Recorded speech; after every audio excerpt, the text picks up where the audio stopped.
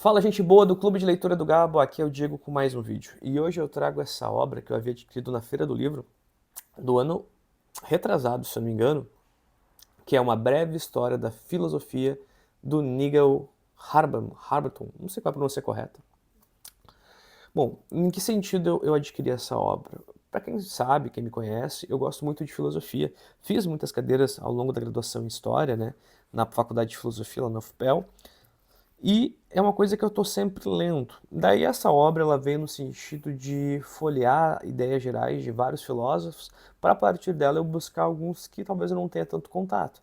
Porque vamos ser sinceros, o que eu li dentro da filosofia de maneira mais significativa? Hegel, Marx, ahn, Platão, Aristóteles, Nietzsche, Kant, um pouquinho de Rousseau, Hobbes, mas muitos outros eu nem sequer passei ainda ao longo da minha trajetória enquanto leitor e pessoa que ama a filosofia. Então eu achei interessante pegar essa obra, porque cada capítulo então trata de um autor, né?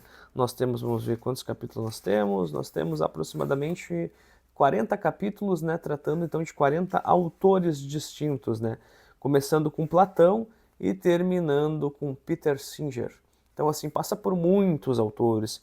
Nós vamos trabalhar o Hobbes, né, lá o homem como o lobo do homem, né, o homem como sendo o mal, e por saber que é mal, ele constrói uma estrutura, né, um grande monstro para condicionar ele a viver de forma boa na sociedade, o Leviatã.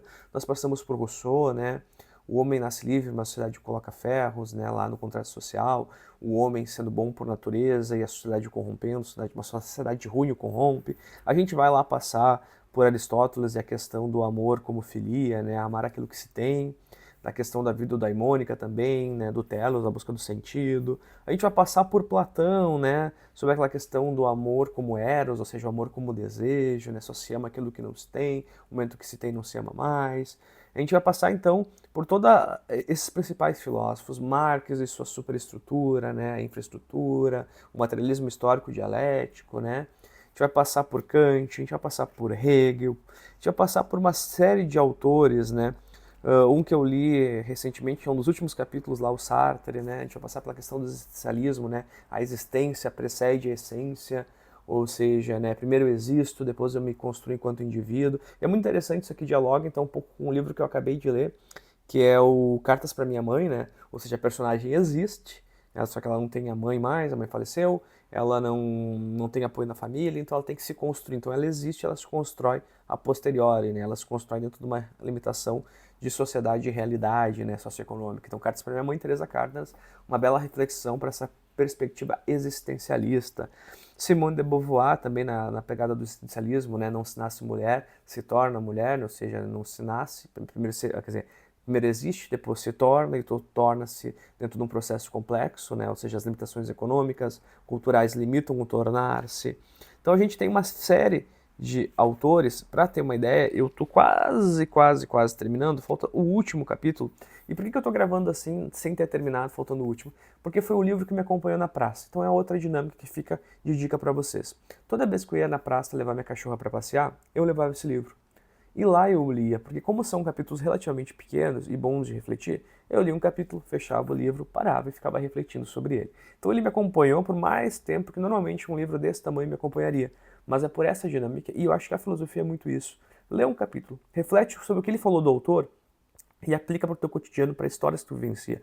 Assim tu vai introjetar e tu vai conseguir lidar melhor com as teorias desta estrutura filosófica que o livro apresenta. Eu acho que é muito válido nesse sentido. Então, essa dinâmica de leitura, reflexão e compreensão, na minha perspectiva.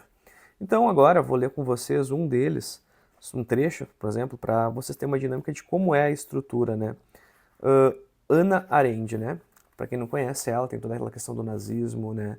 Da violência, do fascismo que ela trabalha. Então vamos ler o capítulo dela que se chama O Homem que Não Fazia Perguntas.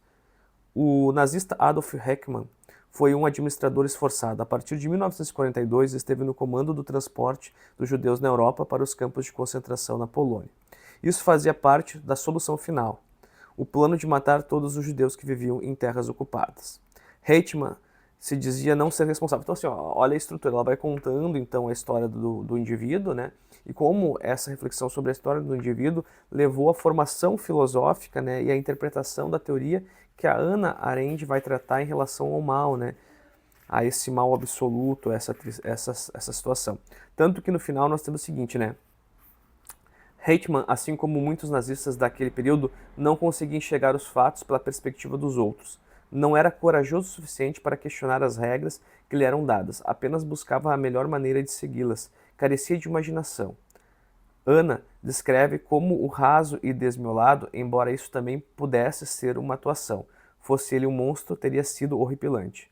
Mas, pelo menos, os mortos são raros e geralmente muito fáceis de identificar.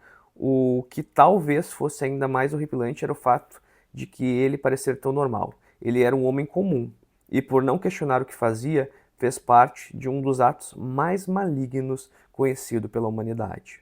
É pouco provável que se tornasse um homem mau caso estivesse vivido numa Alemanha que não fosse nazista. As circunstâncias estavam contra ele. Ele dizia obedecer ordens. E obedecer às ordens nazistas, na opinião de Arendt, era o mesmo que apoiar a solução final. Ou seja, ele tenta justificar tudo o que ele fez como só estou obedecendo ordens. Ele não reflete, ou pelo menos ele finge não refletir, sobre o peso dessas ordens que ele diz obedecer apenas por ser uma questão de hierarquia. Ao não questionar o que lhe diziam para fazer e ao aceitar aquelas ordens, Eichmann participou do assassinato em massa, mesmo que do ponto de vista dele estivesse apenas criando tabelas de horário para partidas de trem. Em determinado momento do julgamento, ele chegou a dizer que agia de acordo com a teoria do dever moral de Kant, como se tivesse feito a coisa certa por seguir ordens. Ele não conseguiu entender de jeito nenhum que Kant acreditava que tratar os seres humanos com respeito e dignidade era fundamental para a moral. Entendeu? Então olha toda a reflexão. Então ela mescla também outros filósofos ao longo da apresentação e traz histórias assim para fazer os entendimentos. Super recomendo. Quem quer então começar a ter uma noção geral de filosofia, eu acho que vale muito a dica. Eu começaria então talvez com o Mundo de Sofia, para quem nunca leu nada, depois esse aqui, e a partir desse aqui, do Mundo de Sofia, tu já tem uma base, e aí tu vai direto para fonte, beber dos autores. Me interessei por Platão, me interessei por Aristóteles, por Marx, por Hegel, por Hannah Arendt, por Sartre, por Simone de Beauvoir, daí eu vou direto para a fonte. Fica a dica, não esqueçam de inscrever, curtir e compartilhar.